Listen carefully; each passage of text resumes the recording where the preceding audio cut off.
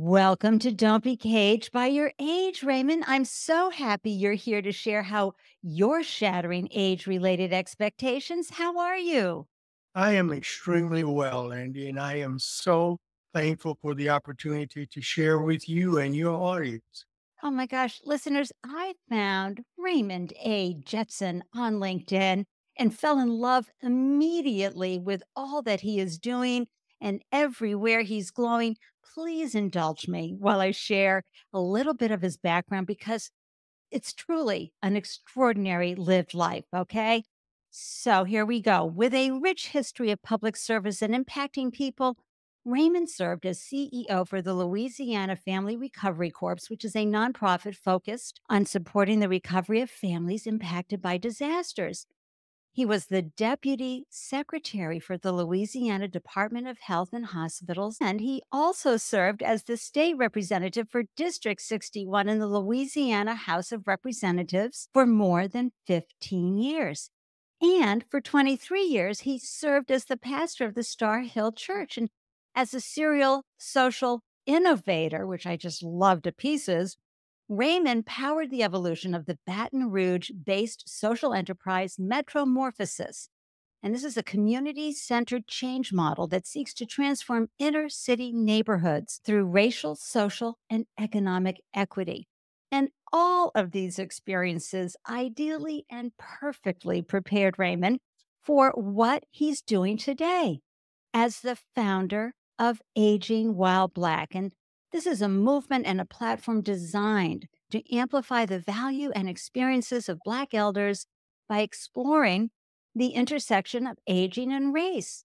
And this movement is centered in the well being of Black elders, and it supports the Black life by adapting new technologies and their potential and embedding the wisdom of the elders into the fabric of the culture. Oh my gosh, Raven, we are going to learn so much from you. I can't wait to get started. But before we begin, please share your age and where you're hailing from. I am 68 years, 7 months, and 12 days, and I am in Baton Rouge, Louisiana. Woo, woo. So, does that make you a 1956 baby? Make no mistake about it. Well, fist bump with you right here. 1956 was a great classic year. I share with people the only thing that could have made 1956 better is if the 1957 Chevy would have been made in 56. There we go. And I'm a huge fan, listeners, of the Porsche 356 1956 model. So, So Raymond and I are showing off our ages today. Being 68 is delicious, right, Raymond? it absolutely so. Well, as I said earlier, you have a deep and vibrant background with decades of service to humanity, especially the Black community. Do you have a story or two you can share that kind of stands out over the decades of your extraordinary lived experiences, just to give us a flavor of where you've been and who you are? So I'll start with the end part of it. August 8th of this year, I actually observed very quietly 40 years of public service here in Louisiana. And it began in October of 1982 when I moved back to Baton Rouge for what was going to be 1 year from Phoenix, Arizona. I stressed the 1 year part because, as I explained to my parents and anyone who would listen, in Phoenix, I had a house I was sharing with a dear friend on the base of a mountain range with a sun deck on the roof, a swimming pool in the backyard. I was driving a convertible and I was single. And so I wanted to hurriedly return to Phoenix, but I came back to help my father run for the Louisiana legislature. He had been a community activist and served in public roles for a number of years and decided he wanted to run for a newly created legislative district. And against all odds, we were successful in that transition and getting him elected. He started getting tired after the campaign, ended up going to the doctor, the hospital. 6 months later, he died of leukemia. And my mom asked me if I would run to finish out his term in the legislature, which was only 6 months in. And I mean, there's no way I could say no to my mom in that moment. But I did slip in there, but only one term, mom, because I really want to go back to Phoenix. Well, needless to say, I've gone back to Phoenix a half dozen times or so to visit, but I've never left Baton Rouge since that point. And all of those things that you shared began on August 8th of 1984 when I was elected to the Louisiana House of Representatives. And sometimes that's how life is, right, Raymond? We're called to do work that's going to be greater than what we had ever hoped for. Yes? Yes, the distinction I would make though is the village saved me. In what way?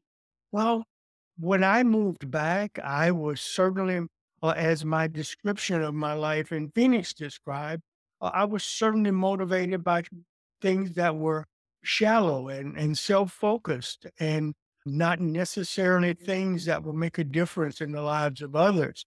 And the journey in Baton Rouge changed that fundamentally. And my village called upon me to show up in a very different way. After all, I was my father's son. I was my great uncle, who I'm mentioning him. I was my great uncle's. I was Gus Young's nephew, and with that came a certain responsibility. I had friends and family who looked to me to be what was needed in that moment. In the aftermath of Hurricane Katrina, when I started working with the Family Recovery Corps, the circumstances and the amazing people who have always surrounded me saved me more than I saved them, I would believe. Well, and it sounds like they believed in you and saw your potential in you. And I am grateful that you said yes when they said, please stay. We see what you can do. And we believe that you can add so much value here because you could have said, yeah, no, see you bye. I'm headed to Phoenix. It's a lot more fun. But you chose to stay. I love that, Raymond. Well, thank you. I certainly felt a sense of responsibility and a sense of obligation, not in a negative sense, but in a motivational way.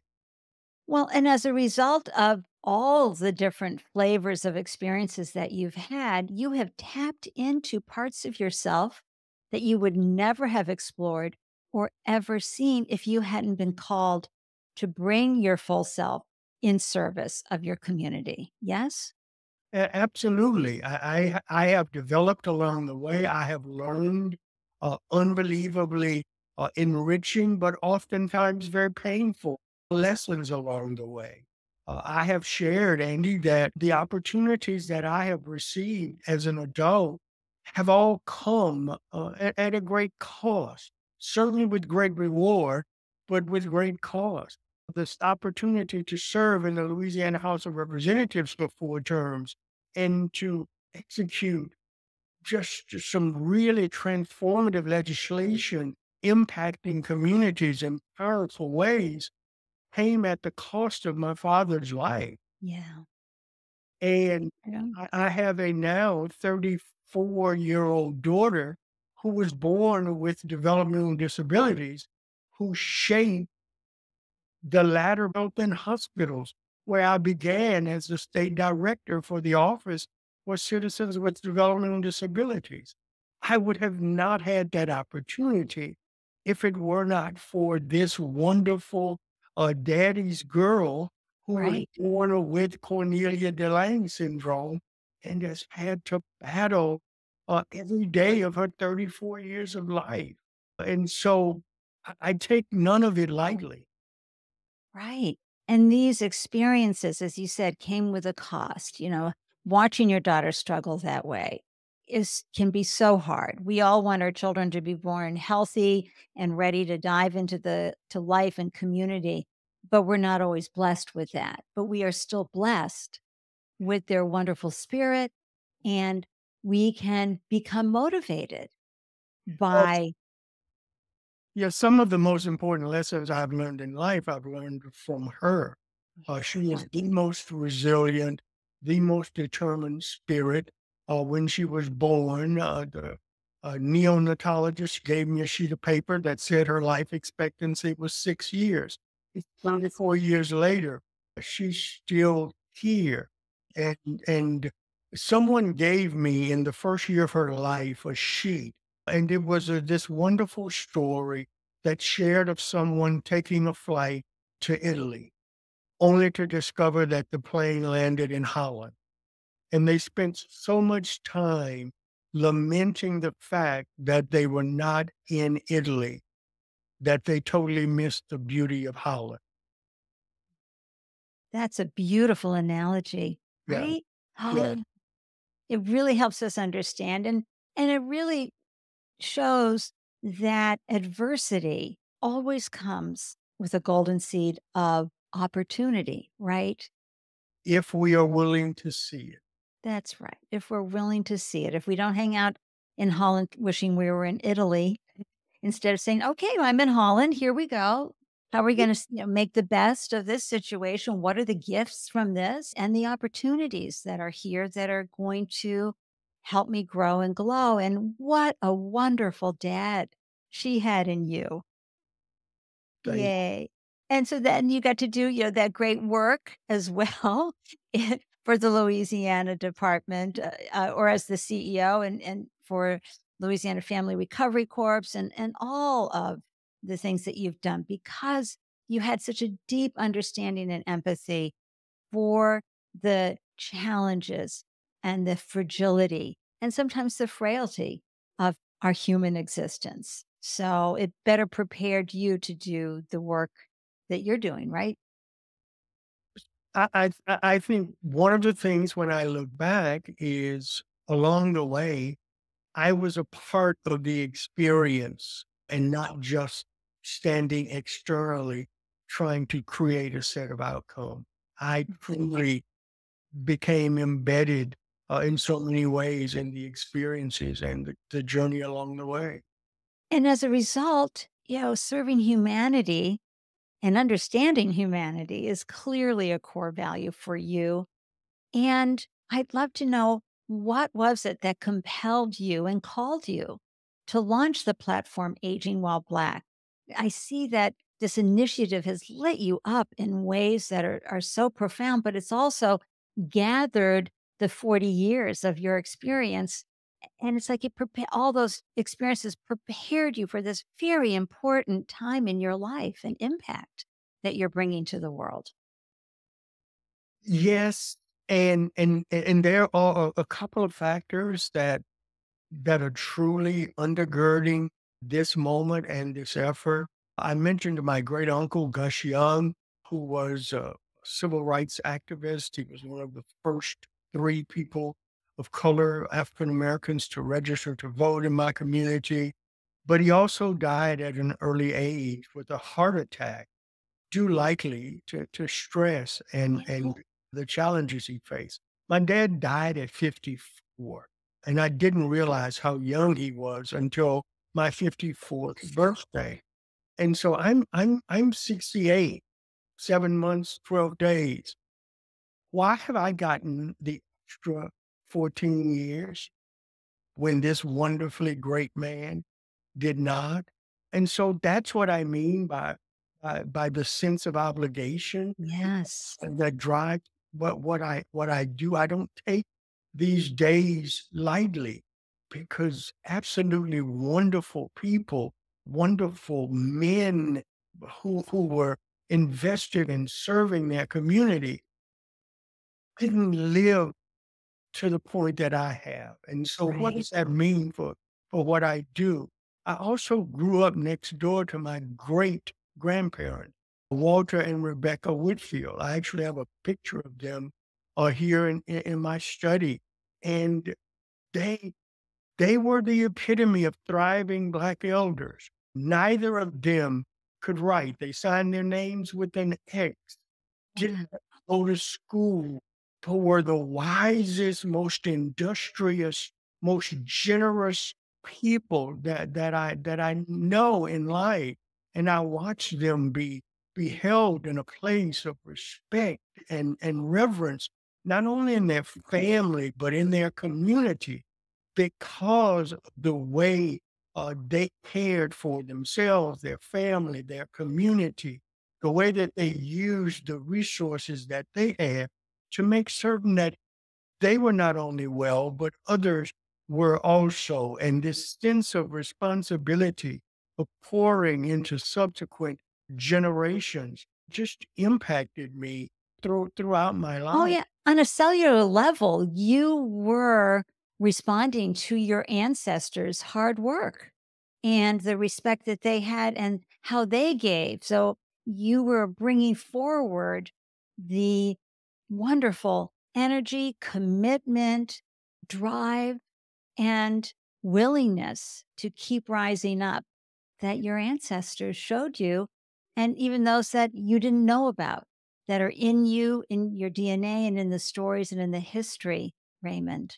I absolutely agree with you and embrace what it is that you are saying. The only thing that I would share, Andy, is that the tension for me was I had these amazing examples, and I could list multiples of names of elders who were just amazing human beings who were concerned about others and the next generation, and who were thriving in their lives and in their conditions and their circumstances.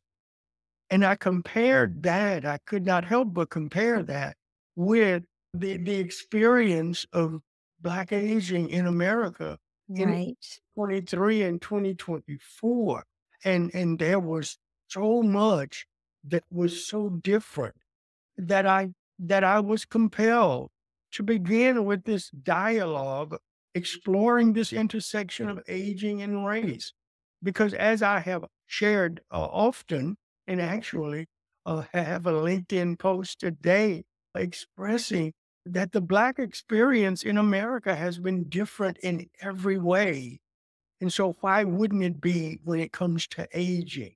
And so that's why aging while Black, it's not a source or an intended source of division, but it is to call attention to a reality that there are distinctions that are happening in aging in America.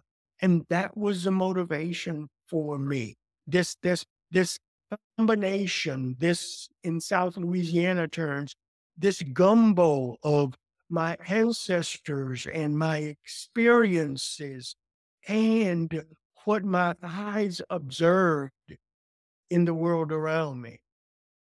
Wow. And listeners, we're listening to Raymond A. Jetson, and he's talking about his platform, Aging While Black.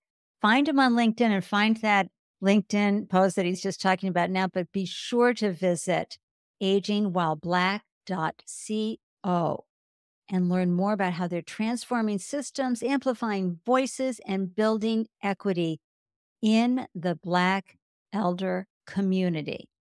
Because just as the same things and challenges our Black friends have in institutions, corporate, society, of course, they're going to be experiencing as they're aging out as elders. And this is a serious problem that needs to be addressed. And I love, love, love that you, Raymond, are spearheading this because your community deserves the same type of support, whether it's from AARP or any other organizations and services out there that are available if we know about them and if they know about your community.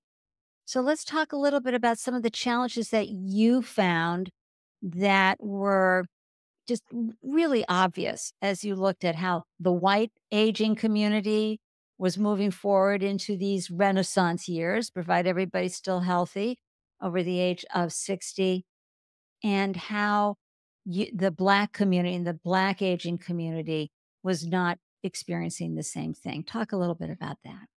Well, a disproportionately a high percentage of older Black Americans face economic insecurity as they move into these Renaissance years. An extremely high number of Black women over the age of 65 have Social Security as their only source of income or 90% of their income. And that Social Security is lessened by the fact that so many Black women have along the way had to be caregivers, which disrupted when they were in environments where there were Social Security benefits being accrued. Yeah. Uh, Nearly two-thirds of older Black Americans can't afford to live alone without assistance. Well, I 80% of Black seniors don't have the assets that they need for retirement. And it is important that we understand that these conditions don't exist because Black elders have been poor stewards of their resources or squandered their opportunities. These realities are deeply rooted in systemic inequities that have existed for generations. And one of the most impactful theories of aging for me, as I have begun to spend time in this space, is the one that says that both advantage and disadvantage are cumulative. And so it is unrealistic to expect people who have faced various challenges and inequities throughout their life to show up at aging and be well. And so it is important that we acknowledge these realities and these underlying sources. But I will share with you that an important part of aging while Black is that we choose not to simply have a deficit based frame. We believe that there are assets that can be built upon. We describe in our three pillars of aging while Black, recalibrate the village. We believe that it is possible to retool, to rethink the infrastructure that supports Black elders in ways that create thriving communities and villages around people like the ones I grew up in and my elders existed in. The second is embracing innovation and rapid change. We believe that Black elders can become confident in using technology and embracing technology. We believe that it is important that brilliant minds are at work to ensure that we maximize the benefit of technology. But then the third pillar is leaning into the spirit of Sankofa.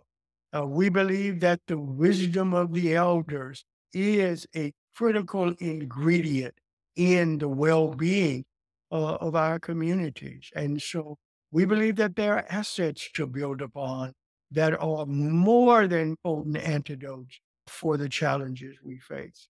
oh, I have goosebumps from your vision and your mission, Raymond. Seriously, because you've tapped into three very important pillars. And those who are listening who are from the white community, remember the playing field is completely different when you are a person of color. So let's just start with understanding what that looks like. And after whole life of living with those barriers to entry and all the challenges that our Black community have overcome to pursue their dreams, still not getting the same level of services and support, whether it's in from the medical establishment to corporate to all the different places and spaces. But what I also love is that middle pillar about we can do new things. Our brains, I just learned from a social gerontologist that our brains finally become pulled together at the age of 57 to be this whole brain experience. And now, as we say here in Boston, we become wicked smart. So, breaking down the bias that, oh, I'm old now and I can't learn new things. No, no, no. Not only that, to be incentivized to learn new things because it keeps the brain active. But as you've pointed out, and because of your experience as a social innovator, innovation is fun. And if you shift the framework of I can't do new things to wow, I can learn this and be relevant. I love that middle pillar. I love the first pillar too, because we as Americans tend to be so darn, quote, independent, which is a branding technique, a marketing technique, I think that was sold to us.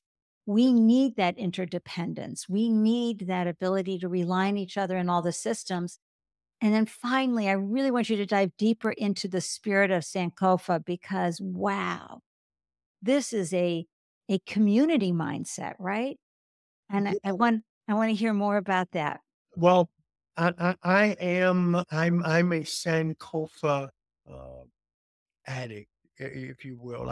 There's a Sankofa bird in every office that I have. I actually have a painting on the other side of the cabinet behind me of the Sankofa bird. And interestingly enough, at 66, the only tattoo I got was of the Sankofa bird. Uh, Where'd you get it? Here in Baton Rouge, And on what part of your body? well, it's on my left Okay, shoulder, for those watching the video, let me bring it up. Oh, beautiful. and the Sankofa bird, it there are some images where the bird has 2 heads, one looking forward, one looking behind. In most, it's turned behind, but there is an egg in its beak, and the point is bringing forward those things of the past in ways that shape our present and our future. And you have a beautiful sculpture for those watching the video. You can see in the back of the screen, it looks like the Sankofa bird, and it has an egg in its mouth. Yes, and it is bringing the eggs from its back to bring it to the front. It is this going behind and fetching what was left behind is the essence of the West African term, Sankofa. And it is this wisdom that is in our past, that is in our elders, that needs to be brought forward. And so it is a decidedly intergenerational construct because it is about this wisdom being shared with present and future generations. It is a decidedly futuristic perspective that is rooted in the experiences, the journeys, the traditions that have existed in our culture and in our past. And so how do we make how do we make benevolent use of the past in order to strengthen our present and our future? That's a beautiful quote and question. I will be putting that into the show notes for sure. And what I love about using the Sankofa paradigm is that many cultures on our beautiful planet honor the aging for that reason, right? They Yes. embed the wisdom of those who've had the lived experiences that are sharing them with future generations. Here in America, we just want to look at our elders and warehouse them. So you're bringing this conversation to a whole nother level, which is so honoring for both the giver, the elder who wants to share these stories and experiences, and to those who are receiving those stories. There's a real two-way conversation, a connection, right? We describe it as reciprocal wisdom sharing. It goes in both ways. There is a wisdom that is rooted in our past, but there's also a wisdom and an ingenuity that lives within the current generation. Oh, absolutely. They're seeing the world based on completely different messaging and different experiences. And what you're also doing, which is, listeners, I talk about this all the time, intergenerational connections. They are the core and seed to our happiness and our human journey, being able to be with multiple generations and be a part of that community And through your platform, Aging While Black, Raymond, you're providing a curriculum, a construct, a platform to bring folks together and have them not only have those conversations, but implement it. Yes? That is our hope. That is so wonderful and so meaningful. And listeners, I'm going to have a link to Raymond's TEDx talk that he did. And of course, as a representative for the great state of Louisiana and as a pastor, I think you were already well prepared to talk in front of people, but still, you did this just about a year ago, right? Yes. And so the age of 67, you were willing to get up in front of people and talk about aging while black. I have the YouTube link in the show notes, everyone. You'll want to listen to Raymond and see him in action because it's wonderful. What was the response to your TEDx talk, Raymond? Overwhelming. It began to get a life of its own. Friends, new friends, acquaintances started sharing it, and it was a large part of just persuading me that there was purpose and possibility in attempting to build this national conversation and national network around aging while Black. Oh my gosh. And will you be using other platforms to help leverage what you're doing at Aging While Black? For example, AARP or the Aging Council, et cetera? So we are building partnership. Let me back up to one other Yeah. thing, because you mentioned the intergenerational relationships. Yeah. One of my most treasured role in life is I serve on the board of Co-Generate. And this whole notion of intergenerational, bringing the generations together to tackle this world challenges is core to that work, and certainly aligns with my mindset and aging while Black. And so I certainly use and contribute to that platform to emphasize the notion of Black aging as a part of that. And it is certainly a welcoming environment. We've also built a partnership with the American Society on Aging. At the last On Aging, their national conference, Aging While Black was a featured partner. Excellent. Look to do so at On Aging 2025. We have built some wonderful relationships with some amazing people at AARP. Stacey Alexander, Claire Casey at the foundation have just been wonderful friends and supporters. And we've had others in the philanthropic world. The Archstone Foundation, for example, was the first sponsor to contribute to the Black Aging Summit that we did at On Aging 2025. And there are others who have just raised their hand and said, we want to help build something meaningful here and move it forward. Uh, This this, this is we, wonderful. we are looking, we are a network. And so this is not a single organization that's going to do all of these things. We are attempting to build a vibrant network of partners. And also for listeners, you can hop on to Aging While Black, go to the Get Connected tab. You can get on their e-newsletter, right? You can request that this fabulous Raymond A. Jetson can be a speaker at your next event. You have another summit planned for 2025?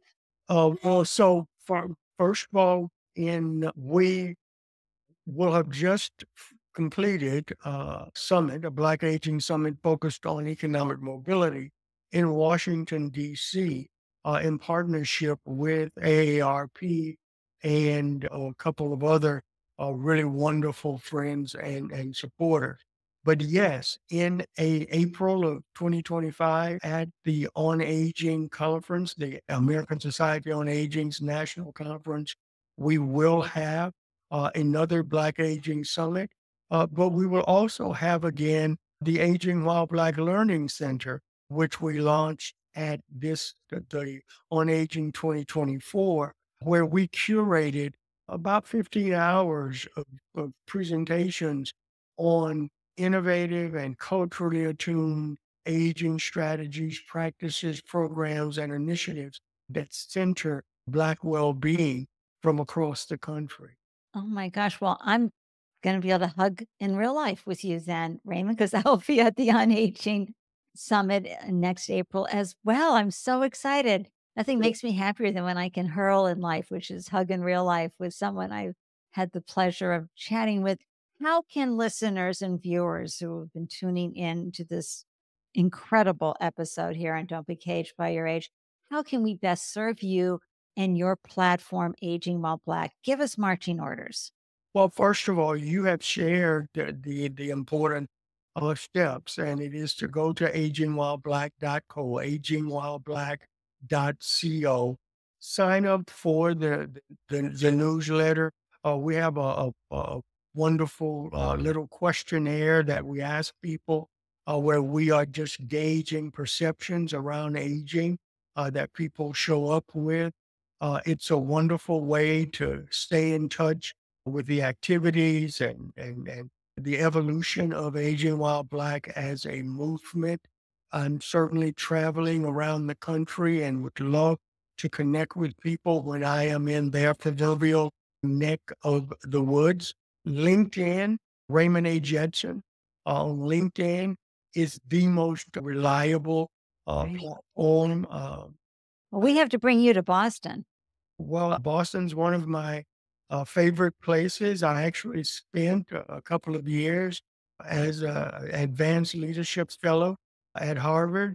And so it is one of my favorite parts of the country, especially this time of year. Yes, sir.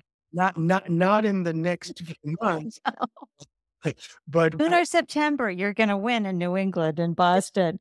But listeners, you and viewers, you heard Raymond's call to action.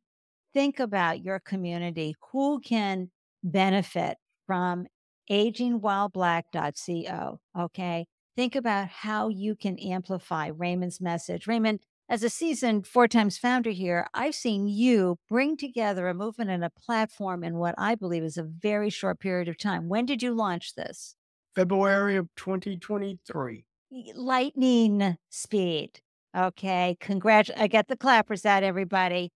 Cheering wildly for everything that you've done, Raymond. You are making a huge impact in a segment that desperately needs more connection, more visibility, and more innovation and understanding of how we can do new things. And as a community, do it.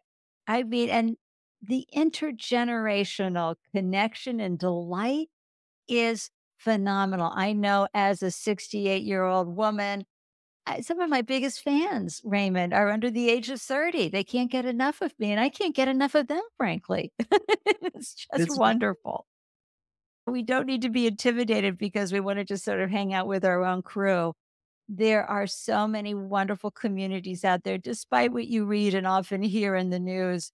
People care deeply about each other and they want community, they want connection, and they want multi generational connection. And the work you're doing is providing an easier pathway to make that happen while serving a population that has so much to share and so much more to give us. I'm really grateful for your time and your presence for this conversation, Raymond. And of course, deeply grateful for you stepping up once again and saying, yes, I feel the responsibility and I want to help and I can help and I will help. Thank you so much for the opportunity and for creating such an engaging and thoughtful space. Oh, thank you so much. Folks, if this episode moved you, please share it with your communities. The link into a text message or a private message on your favorite social media platform. Let's get the word out for Raymond, for Aging While Black, and of course, for the Don't Be Caged by Your Age platform. And be sure to join the pro aging movement and subscribe to our newsletter at don'tbecagedbyyourage.com. Every month, I send out a recap of folks like Raymond that I've chatted with as well as wonderful resources to help you uncover and discover things about yourself and what might light you up so you can thrive after 65 and be a contributing and connected and visible and impactful member of community like Raymond A. Jetson. And be sure to follow Raymond everywhere he glows. I'll have all the links so you can watch the TEDx talk, visit agingwhileblack.co, follow him on LinkedIn, everywhere. And I have to read this quote from George Bernard Shaw, Raymond, okay? Because I just feel like you embody it, okay? And again, listeners, thank you for indulging me on this. Here's the quote. It says, I am of the opinion that my life belongs to the community. And as long as I live, it is my privilege to do for it whatever I can. I want to be thoroughly used up when I die, for the harder I work, the more I live. Life is no brief candle to me. It is a sort of splendid torch, which I have got hold of for a moment, and I want to make it burn as brightly as possible before handing it on to the future generations. There you go, Raymond. It's so rich. Thank you for sharing that. Well, I just feel so strongly and am so moved that that is you, right? You embody Shaw's wonderful, wonderful quote there. And listeners, I want to remind you too that you have so much to give. Don't let those internalized ageist beliefs prevent you from pursuing new dreams and opportunities and contributing to incredible platforms like Aging While Black. Grab that torch and keep it brightly lit for your future generations. Thank you so much, Raymond, for joining me. Thank you. Until next time, everyone, I'm wishing you a delicious day everywhere you glow. Cheers from Boston. Bye. Listeners, I'm so grateful you carved out time to tune in and grab the gems from this delicious conversation. Be sure to hop on over to Don't Be Caged by Your Age on LinkedIn or Instagram to share your thoughts about ageism and unretirement. Because in this space, your age doesn't define you, it refines you. If you are inspired by a story you hear, it would mean the world to me if you would subscribe, share, rate, and review the podcast. To receive an alert whenever a new show is posted, please join the Don't Be Caged by Your Age newsletter. Every month, you'll receive links to the podcast and helpful resources for creating possibilities for your unretirement days. Thank you for tuning in. I am so excited to hear how you found ways to thrive after 65. Waving from Boston, cheers.